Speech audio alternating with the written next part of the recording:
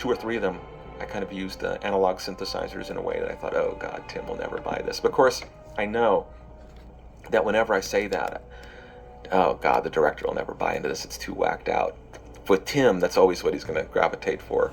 And he said, oh, what is that? What is that? I go, oh yeah, I just, I don't know. It might be too out there. It's, I'm just using some kind of old school synthesizers here. He goes, I love it. I love it. I love it. So that immediately got incorporated. And he would say, oh, use that stuff. Use that stuff. So it meant that often in a big score of this nature, I'm providing about 20-25% of the score, the sonic, the sound that you're hearing in the percussion and the synths, which I always do myself, and I love doing. The unique thing about Planet of the Apes was that I was doing almost 50-50 on a lot of the cues. I ended up with bringing in 72 tracks of my own recording before the orchestra went on. So it was very unique in that way, where the orchestra was really on a lot of the big cues. Only Hunt is one of them, providing about less than half the sound, and the other half was all me plowing away late at night, through this library of sounds. And we didn't have a lot of time on this movie, so doing that type of score slows me down quite a bit. And I knew it was going to be rough that way, but at the same time, Tim had prepared me. He said, we're not going to have much time, and this is going to be really grueling. So being prepped for that helps a lot, because I went off and sat in Paris for a week and a half before I started and just totally chilled out. I mean, I got myself so massively chilled, and by the time I started, I was ready for what was to come, which was going to be really about the last month. I knew I would barely be getting any sleep at all. So when it happened, I wasn't surprised, and I was ready for it. To build instruments, there were three percussion ensembles that I built very, very early on in my career. One was an ensemble of West African balafons, and those were instruments that I did use in the score, samples of them, because I brought back these, they're like xylophones, they're called balafons from West Africa. I brought back a lot of them, but I used them on stage at that point. I had a musical theatrical troupe, and we played them live, and they were too delicate to drag around because they're only bamboo and wood and gourds, and so we built our own ensemble, and I built a bass balafon, and we had to invent ways to make huge gourd-like resonators, because it's different when you use tubes like in a marimba. The balafons all have round resonators, so we got these big kind of weather balloon kind of things and figured out a way to fiberglass them, and it was pretty hysterical, because we had to put on these jumpsuits and masks, because when you put fiberglass and resin on one of these balloons, it immediately starts eating through the latex, whatever it's made out of, and 2/3 of them would pop before they hardened, and so we'd be covered with this crap all over us, and 1/3 it would just get to the point of hardening, and then the whole thing would dissolve inside. But we were able to make these huge elongated round resonators for these big balafons. And then the second ensemble was based on an Indonesian gamelan metal orchestra, and we built those out of aluminum tubes and pieces of metal. So for a couple of months, me and Leon Schneiderman, he was in the band, and the troupe rather, and we would build these things together. We were grinding rosewood, building these balafons, and I mean, I was sneezing for months, and there'd still be like rosewood dust in my sinuses. It was crazy. And then for a couple of months, it was like all, God knows what harm I did to myself, aluminum dust and stainless steel. And the third was a kitchen orchestra, which we called it the kitchen orchestra, but it was all found objects tuned. And I used a huge amount of minor pans, brass bowls out of a surplus store from World War II. I'd have no idea what they were made for. They looked like little army helmets. And we'd bang out the centers and tune them and string them up in racks. And that's when I built the Schlitz Celeste and the tuned measuring cups. And the Schlitz Celeste was tuned beer cans turned upside down. And there's no way to tune those. I just had to find different pitches and mount them very carefully on this little rack. And you can kind of get the feel from that again, percussion was my love. One of the funny anecdotes of this film is that I knew that I would be laying down the percussion as I was writing the stuff myself, because a lot of the compositions were written around the percussion, so I had to do that first. But my orchestral percussionist, which there was only a few on the score, because all the fun stuff I'd already done. His name is Emil Richards, and he was the percussionist who played with Jerry Goldsmith on the original Planet of the Apes, who got to improvise and do all this great wild stuff with Jerry in the studio. And the first thing I did when I came in, we started the first session, is I had to take Emil aside and apologize. And I said, Emil, I am so sorry. You got to do all the fun stuff yourself, alone, on the first score. And I got to do all the fun stuff on this one. I feel really bad. He laughed. He goes, oh, man, did you leave anything for us? And I said, well, yeah, there's piatis and timps and snares, and that's about it.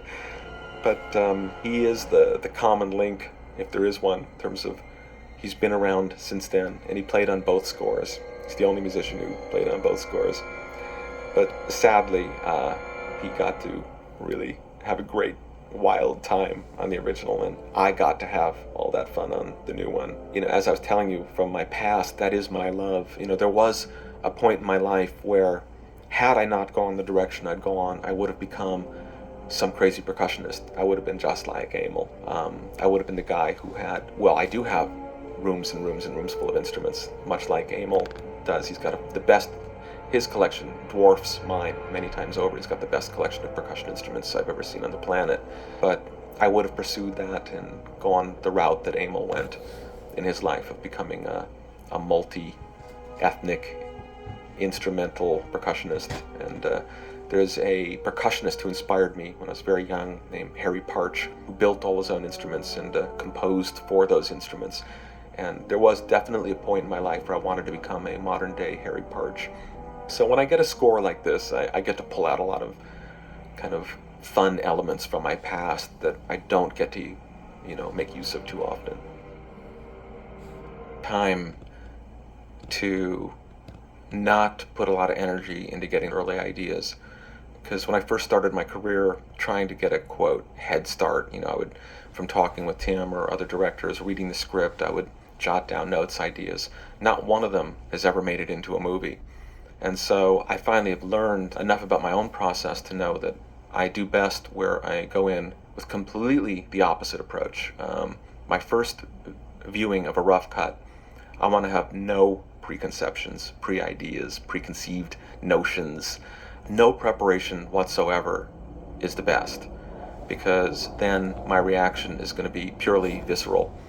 And from that first reaction, I'm going to make a slew of notes. I'm going to stay up late at night for days, even weeks. I'm going to carry a tape recorder with me in the car 24 hours a day, because things will hit me out of the blue. In fact, they're more likely to hit me at an odd time, like when I'm driving on the freeway, than when I'm sitting at my piano. And those first impulses, those are going to serve me well later. Now, a month or two down the line, I'm going to be going, okay, how do I approach this? And I'll go listen to my early notes. Very often, things that I'll be humming even into a tape recorder during a first screening. For example, on Mars Attacks, I watched it in a theater, and I was actually making little, verbal notes, like saying things and humming bits of things, and things that when I got home later would jog my memory, and I would remember that stuff.